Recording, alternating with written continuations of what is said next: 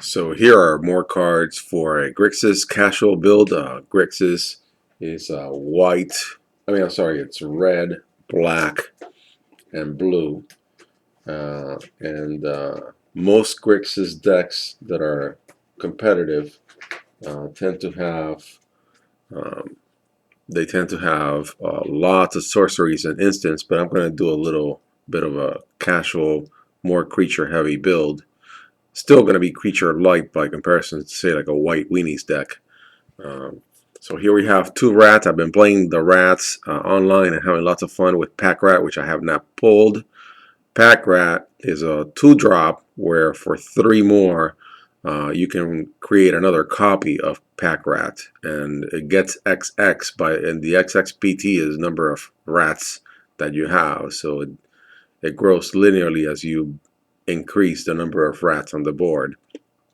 Right now I haven't pulled any, but so in this particular casual build I probably won't be able to use it.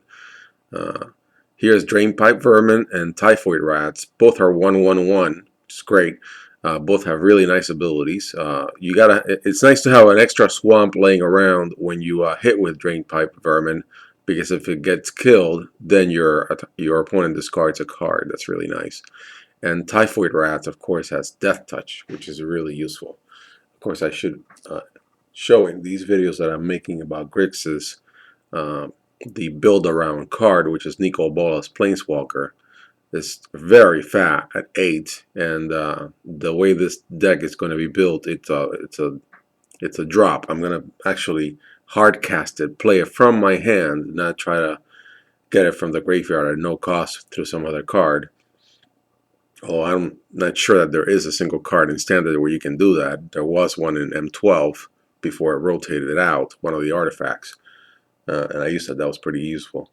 But here, it's 8-drop. It's not a. It's one of really a junk mythic right now. You can buy a couple for $5 a piece,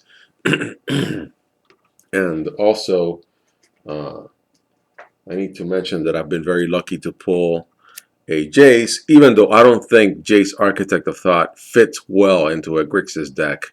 It is such a powerful card that if I'm playing blue, I'm just gonna include it and see if I can cause a little havoc in the game.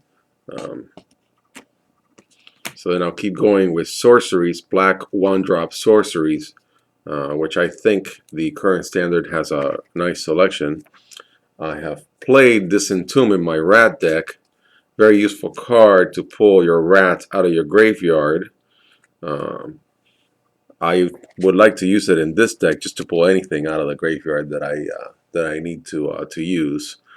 Appetite for Brains, I think it's going to be useful in the current meta because of our dear friend Thragtusk, which I don't think is anywhere near as dominant as Delver of Secrets was, but it's still dominant enough. And so it's nice if your opponent pulls a Thragtusk in their opening hand or one of the early hands, and then you can hit it for Appetite for Brains, and you can get that Thragtusk out. That way you don't get to play it. The rest is a classic card, of course, and I may use it. It doesn't get your fatties or your creatures. It's non-creature, non-land, but still, there's always some enchantment or some other card that you want to get rid of out of your opponent's hand, and the rest is only a 1-drop. So no complaining there. I forgot also another creature that was very useful in the last Standard. I haven't seen it a lot in the current Standard. Diagraph Cow. It's a 1-drop. It comes in tapped. You have to wait a turn to play this card, but then you're hitting for 2/2. Doesn't have any special abilities, so it can get killed pretty easily. But still, it's sort of a good early game card to play. Then I'm going to move into the black instance.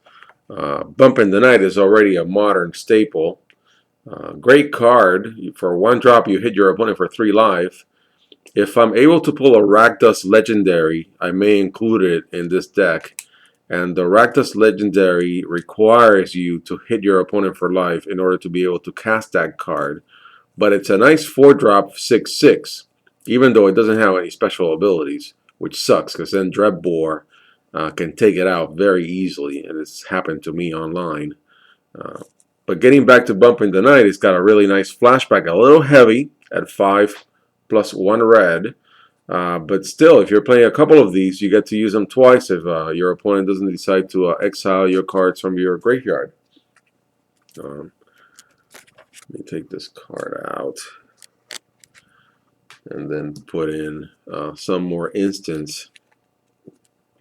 Because I'm using flashback, I may now want to use a card that exiles all cards from all graveyards, like Tormod's Script. So maybe Cremate is a good card to use. I'm not sure yet, but if I want to selectively exile one of the cards from my opponent's graveyard and I get to draw a card, that may not be a bad thing. Undying Evil from Dark Ascension is a really nice card. I have not used it, but it's got a great ability because you can give your creature Undying, and that means you get to use it again after it dies with a +1/+1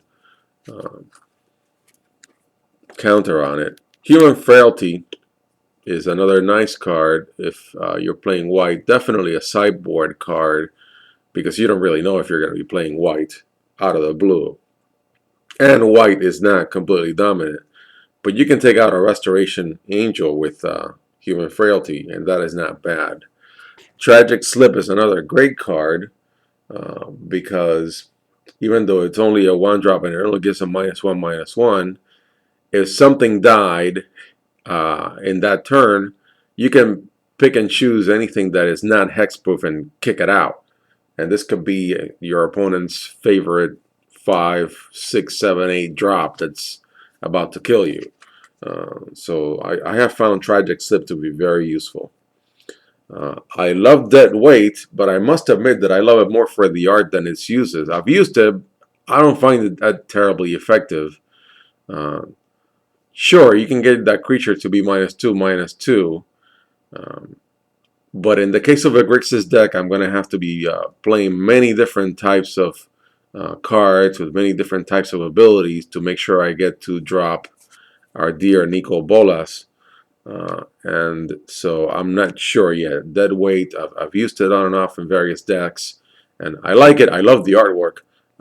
Somehow, for reasons that I haven't quite completely figured out, I haven't really found it anywhere near as useful as our dear friend here, Tragic Slip, which just did a little slip itself.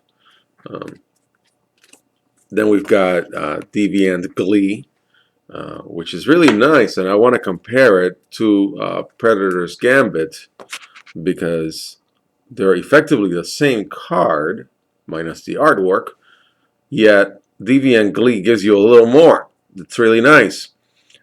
So both cards enchant a creature. They're both auras. They both give it +2/+1, which is really good, especially early in the game.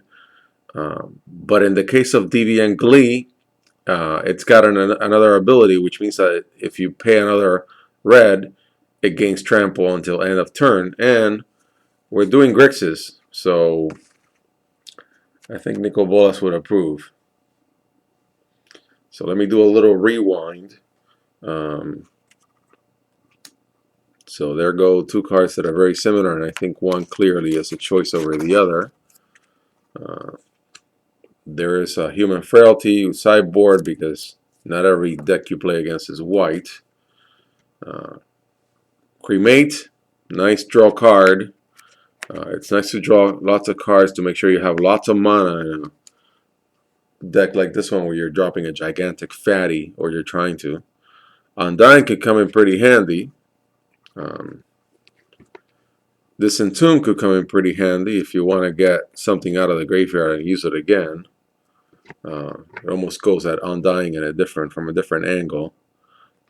Appetite for Brains can dig out some of those Thragtusks and other heavies. And then, of course, you've got your rats, which I just happen to love.